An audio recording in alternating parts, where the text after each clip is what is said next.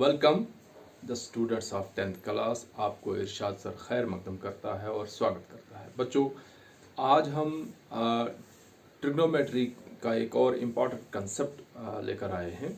बच्चों, इससे पहले वाली वीडियो में हमने ट्रिग्नोमेट्रिक टेबल किया था और वो टेबल मैंने आपको कहा था, उसकी ट्रिक्स मैंने बताई थी आपने कैसे याद करना। उम्मीद है आपने याद किया होगा, क्योंकि उसके बगैर ट्रिग्नोमेट्री इनकम्प्लीट है। बच्चों, आज जो मैं टॉपिक लेकर आपके सामने आया हूं वो है कि ये जो साइन 30 है, साइन 0 है, वो 0 है, हमें पता है टेबल में। Sine 0 equal to 0, sine 30 equal to 1/2, sine 45 equal to 1/√2, sine 60 equal to √3/2 and sine 90 equal to 1। ये क्यों है? ये वैल्यूज कैसे आ रही है?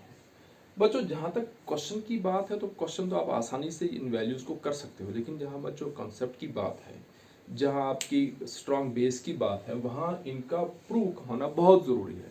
क्योंकि जब आप 10th के आगे जाएंगे, आपने फिजिक्स का सब्जेक्ट लेना है, मैथमेटिक्स का सब्जेक्ट लेना है, बड़े एग्जाम क्वालिफाई करने, वहां ट्रिग्नोमेट्री तो हर सब्जेक्ट में आपको मिलेगी। इसलिए ट्रिग्नोमेट्री की बेसिक्स को क्लियर होना बहुत जरूरी है।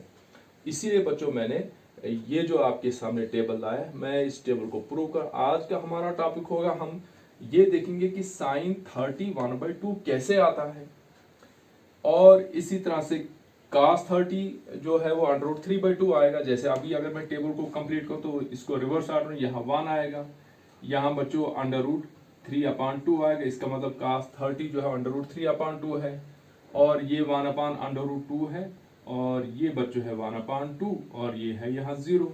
और जब tan तो 0/1, 0, 2 और 2 कैंसिल तो 1/√3, दोनों √2 कैंसिल तो 1, 2 और 2 कैंसिल तो √3 या √3/1, 1/0 नॉट डिफाइंड।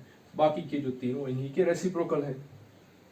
आज हम बच्चों प्रूव करेंगे कि ये जो साइन ए की जगह जब 30 डिग्री हो वो 1/2 कैसे आता है, परपेंडिकुलर और हाइपोटेन्यूज की रेशियो कैसे आती है, cos होता है बेस और हाइपोटेन्यूज की रेशियो, वो √3/2 कैसे आती है, और tan जो है वो tan 30 जो है वो परपेंडिकुलर अपॉन बेस है तो 1/√3 कैसे आते हैं। इसी तरह 60 को भी हम प्रूव करेंगे, ये वैल्यूज कैसे आती हैं। फिर अगली वीडियो में हम 45 को करेंगे, 0 और 90 को करेंगे। बच्चों, ये जो प्रूव करना है कोई मुश्किल नहीं है। आप सिर्फ क्या करेंगे, बुक्स पर भी कुछ मेथड दिया है, कहीं और से आपको बहुत से मेथड्स मिल जाएंगे, डिफरेंट टीचर्स के डिफरेंट मेथड्स हैं।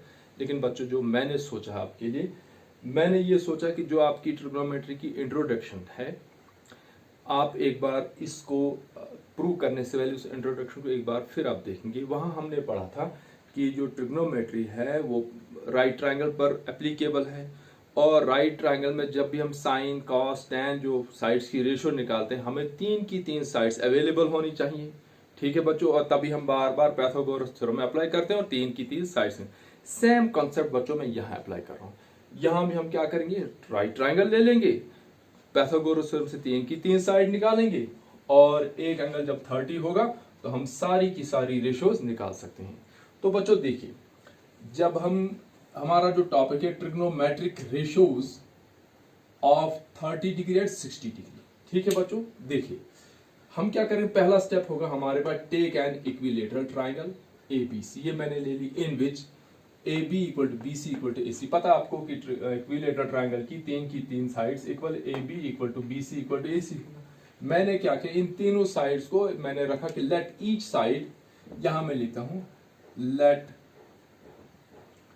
Each side equal to 1। मैं 1 लिख रहा हूं, आप ए बी लिख सकते हैं, आप कुछ भी लिख सकते हैं। अगर ये साइड बच्चों ए बी 1 है तो इसका मतलब BC भी यहां से यहां तक कितना होगा बच्चों, 1 ही होगा, और इसका मतलब AC भी कितना होगा, 1 होगा। यहां क्लियर है बच्चों? आपको यह भी पता है कि इक्विलेटरल ट्रायंगल का हर एंगल 60 का होता है। ये लिखा मैंने, angle A equal to angle B equal to angle C। ये एंगल जो बच्चों होगा वो कितना होगा, 60 होगा। इसी तरह से ये भी 60 होगा और ये भी 60 होगा। क्लियर है बच्चों? कोई डाउट इसमें नहीं है। अब क्या करना हमें, क्योंकि हमने 30 डिग्री 60 डिग्री निकालना है, ट्रिग्नोमेट्री करनी है, तो राइट ट्रायंगल तो होनी चाहिए। इसलिए हमने क्या किया, draw AD perpendicular to BC। यहां से मैंने एक परपेंडिकुलर ड्रा किया AD। अब आपको पता है बच्चों कि जो इक्विलेटरल ट्रायंगल होती है, इक्विलेटरल ट्रायंगल का जो ऑल्टीट्यूड होता है वो, या जो परपेंडिकुलर होता है वो ऑल्टीट्यूड होता है, या उसको आप 90 डिग्री का एंगल कहें या हाइट कहें।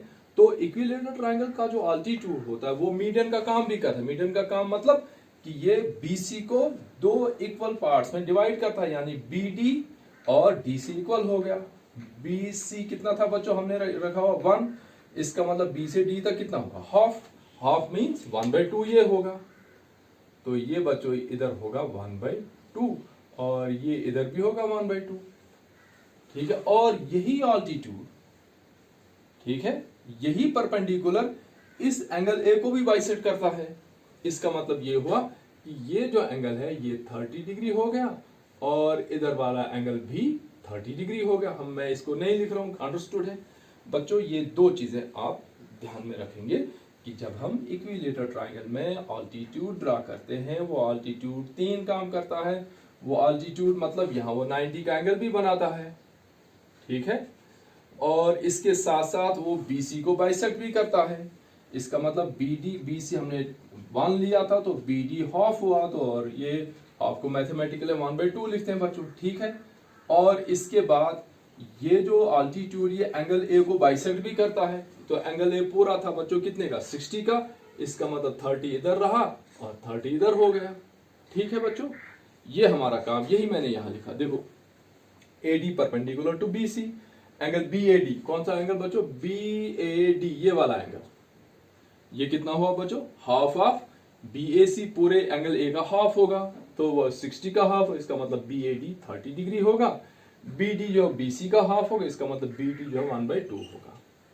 हो गया बच्चों। अब ये जो कंस्ट्रक्शन, इसके बाद हम आ जाते हैं राइट ट्रायंगल। देखिए बच्चों, ये जो राइट ट्रायंगल है ADB, ठीक है बच्चों, इसका 90 का एंगल D पर है। इसका मतलब इसका हाइपोटेन्यूज कौन सी साइड है, AB, इसकी बेस कौन सी है, BD, और इसकी हाइट कौन सी है, AD। इस ट्रायंगल में हमारे पास हाइपोटेन्यूज भी दिया है, बेस भी दिया। अब पहले हम परपेंडिकुलर निकालेंगे और हमारा काम खत्म हो गया। तो ये लिखा मैंने बच्चों, in triangle ABD, AB equal to 1, BD equal to 1/2 and AD equal to question mark. तो क्या करेंगे अब बच्चों, इस ट्रायंगल में पाइथागोरस अप्लाई करो। हाइपोटेन्यूज कौन सा है, AB square equal to, base कौन सी है बच्चों, BD square plus AD। AD तो हमारे पास है ही नहीं बच्चों। AB हमारे पास है 1 का स्क्वायर, BD हमारे पास है बच्चों 1/2 का स्क्वायर प्लस AD स्क्वायर, ठीक है बच्चों। यह मैं रेफरेंस यहां लिखता हूं, बाई PGT। उसके बाद बच्चों ये 1 equal to 1/4 plus AD square, ठीक है बच्चों।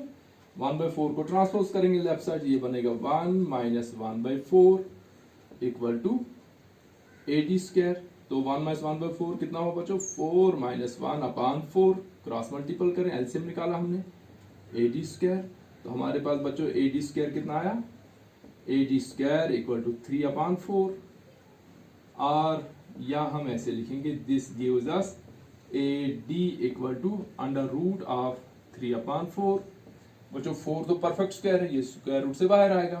तो हमारे पास बच्चों AD कितना आया, this gives us AD equal to under root 3/2। याद आया बच्चों, अंडर रूट 3/2 कौन सी वैल्यू, हमें एक वैल्यू होती है, यहां देखो ये अंडर रूट 3 हमने साइन 60 के नीचे लिखा, अंडर रूट 3 हमने cos A के नीचे लिखा, ठीक है बच्चों। अच्छा, अब हमारे पास 3 की 3 साइडें आ गई।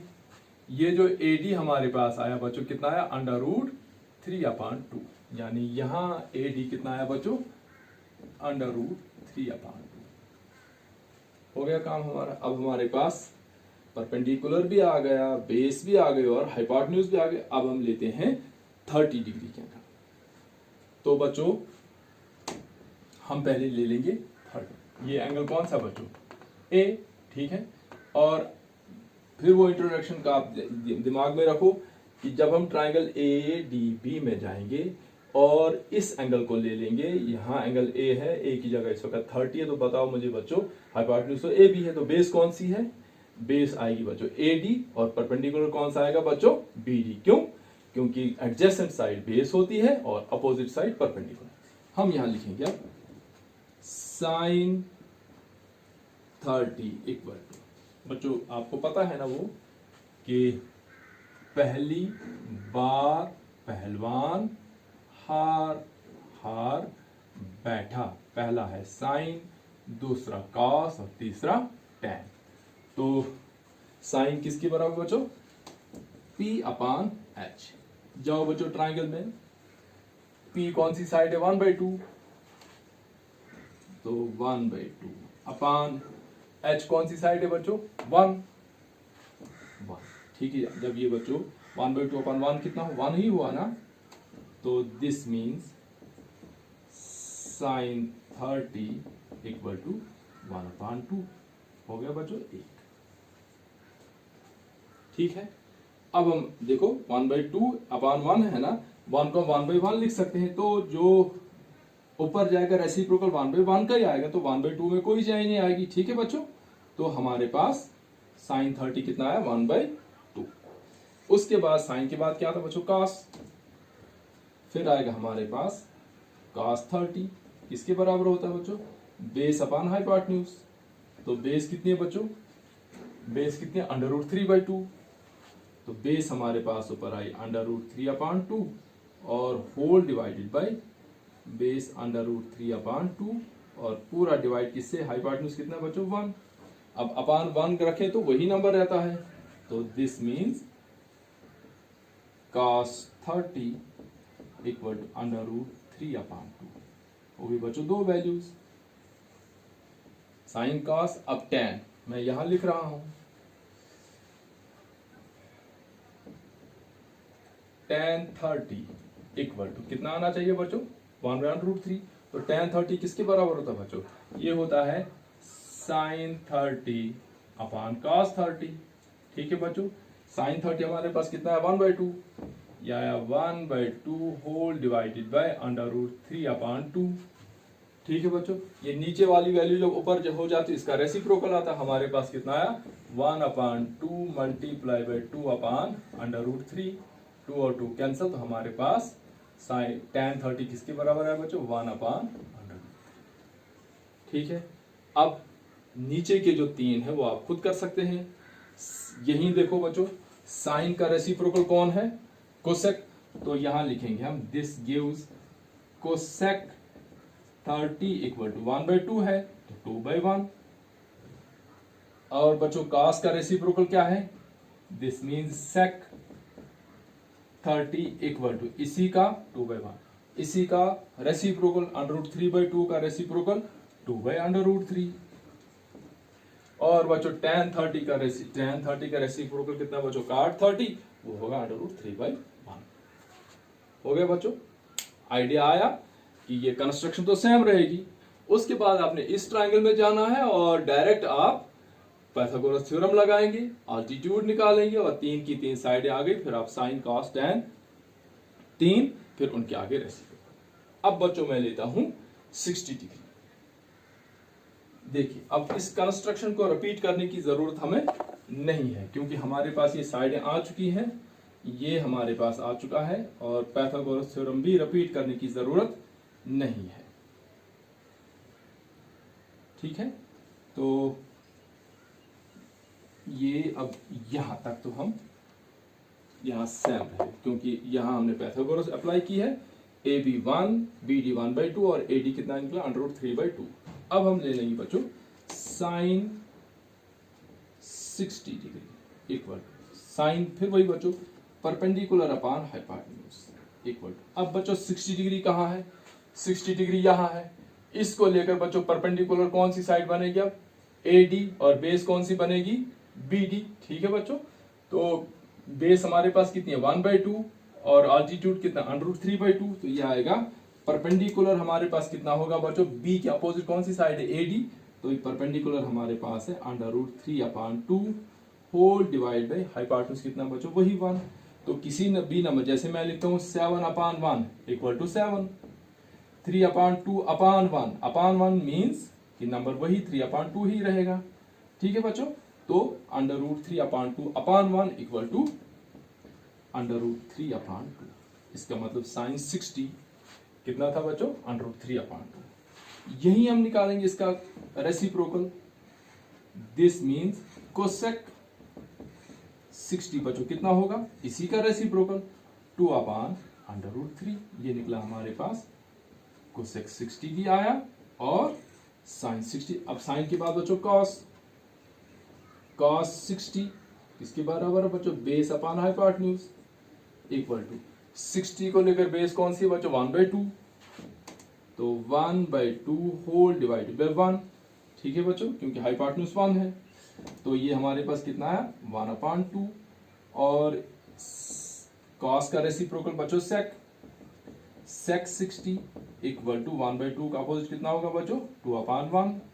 ये हमारे पास निकला sec 60। उसके बाद बच्चों tan 60 मैं यहां निकालते, ये tan 30 मिटा देता हूं, मैं यहां निकालता हूं tan 60।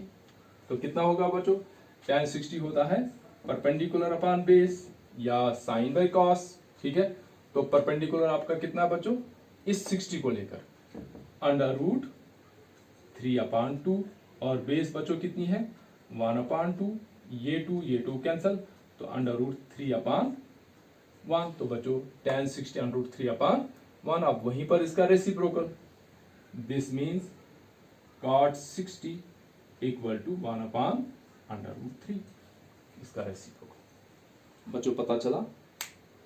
इस तरह से हम डिराइव करते हैं ये वैल्यूज, और इसको 1-2 बार जब आप बच्चों देखोगे, प्रैक्टिस करोगे और आप इसको खुद कर पाएंगे। सिंपल क्या करना है, ये कंस्ट्रक्शन आपने एक बार लिखनी, अगर नहीं भी लिखेंगे तब भी कोई फर्क नहीं पड़ता है, कोई फर्क नहीं पड़ेगा। आप डायरेक्ट ट्राइंगल ड्रा करो और ट्राइंगल की एक साइड को 1 रखो, ये भी 1 ये भी 1। उसके बाद परपेंडिकुलर ड्रा करो, तो परपेंडिकुलर जब ड्रा करेंगे तो BD को 1/2 क्योंकि इसका BC का हाफ होगा।